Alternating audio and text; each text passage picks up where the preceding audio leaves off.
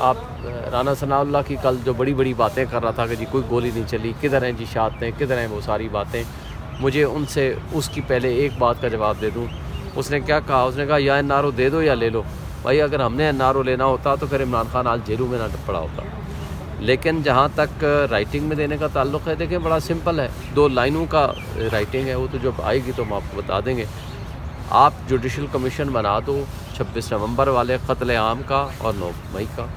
Number 2، جو سیاسی قیدی ہیں ان کو رہا کیا جائے، اور جو اس طرح کی سیاسی قیدیوں کے اوپر مقدمات اور جو پولیٹیکل ورکرز کے ساتھ جو ظلم و زیادتی ہو رہی ہے.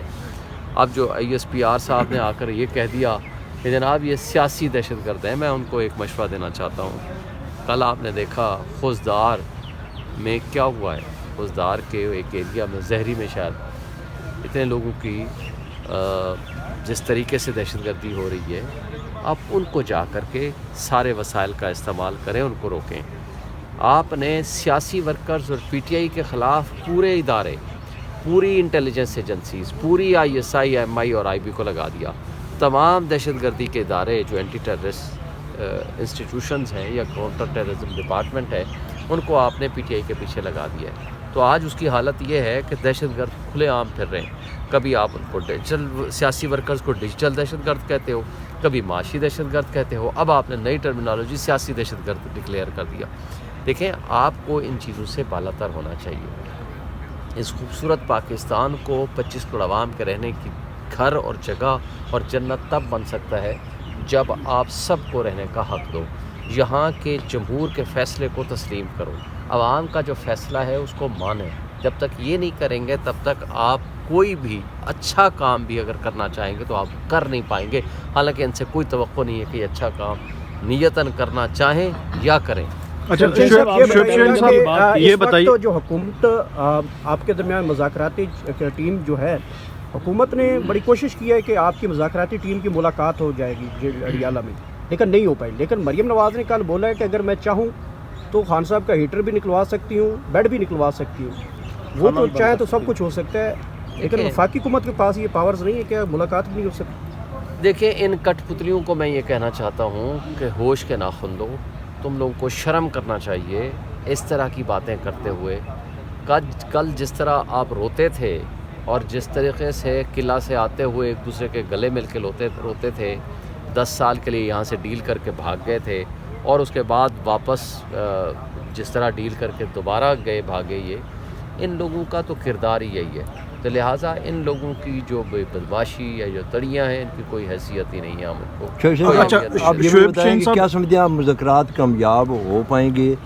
عمران خان صاحب عید سے پہلے باہر آ سکتے ہیں کیونکہ آپ سینئر لائر ہیں، سینئر وکیل ہیں؟ دیکھیں پہلی بات تو یہ ہے کہ مذاکرات کے حوالے سے تو اب ہم ڈیپینڈ کرتا ہے ان کے اوپر. اگر یہ چاہیں گے اس ملک میں بہتری، جو کہ یہ کرپٹ سسٹم اب چلنے کے قابل نہیں رہا، تو پھر شاید کامیاب ہو پائیں.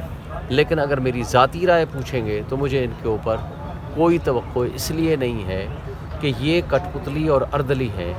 ان کی کوئی حیثیت نہیں ہے، ان کے پاس کوئی نہ اخلاقی جواز ہے، نہ آئینی جواز ہے، نہ اختیار ہے. اس کو جس طریقے سے ان کو تو کہا جائے گا کہ آپ نے ایسے ایکٹ کرنا ہے، وہ ویسے ایکٹ کریں گے.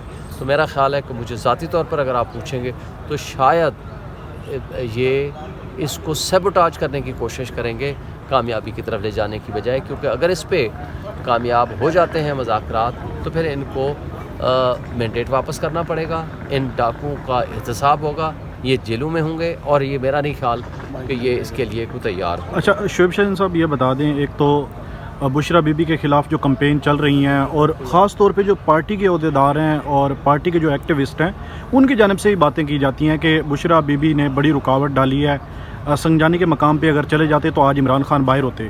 مجھے یہ بتائیں کیا گارنٹی تھی کہ سنجانی کے مقام پر یہ گولیاں نہیں ماریں گے؟ بات یہ ہے کہ دیکھیں، ایک ہے احتجاج، ہم ہر کام کے لیے تیار تھے کہ بھائی احتجاج ہوگا، یہ ہمارے خلاف واٹر کینن استعمال کریں گے، یہ ہمارے خلاف کوئی اور ایسا طریقہ استعمال کریں گے، مگر ہمیں یہ یقین نہیں تھا کہ یہ جا کر کے اس طریقے سے گولیاں ماریں گے ہمارے لوگوں کو. بات یہ نہیں ہے، بات سمپل ہے کہ بشرا بی بی ہو یا کوئی اور ہماری پارٹی کا کوئی نمائندہ ہو، بشرا بی بی تو سیاست میں نہیں ہے، وہ تو اپنے شوہر کی ظاہر ہے ایک رہائی کے سلسلے میں وہ ایک موومنٹ کا حصہ بنی تھی. یہ ساری ایک باتیں ہیں. صرف ایک بات آج بھی وہی سوال ہے, آخر گولی کیوں چلائی اور کس کے کہنے پہ چلائی؟ اس کا احتساب ہوگا. وہ لوگ جو شہداء ہیں یا جو آج مسنگ پرسن میں ہیں یا جن کی لاشیں نہیں مل رہی, وہ ساری کے سارے آپ سے احتساب کا مطالبہ کرتے ہیں.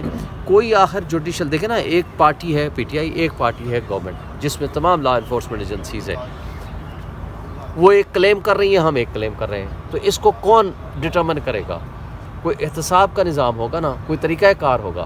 تو احتساب کے نظام کا جو طریقہ کار ہے وہ یہی ہے کہ جوڈیشل کمیشن بنا لیں تاکہ فیکٹ سامنے آ سکیں. اور اگر جوڈیشل کمیشن نہیں بنائے گا تو پوری قوم نہیں, پوری دنیا آپ کو کبھی بھی ایکسیپٹ اس بات کو نہیں کرے گی, اور سوالیہ نشان پھر بھی رہے گا آخر گولی کیوں چلائی اور کس کے کہنے پہ چلائی. شویب صاحب آپ یہ مجھے بتائیں کہ